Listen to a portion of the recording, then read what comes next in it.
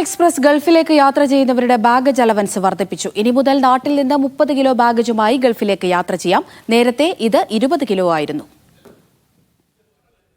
ജനുവരി 15 ശേഷം ticket book ചെയ്യുന്നവർക്കാണ് air India എക്സ്പ്രസിന്റെ വർദ്ധിപ്പിച്ച baggage ആനുകൂല്യം ലഭ്യമാവുക.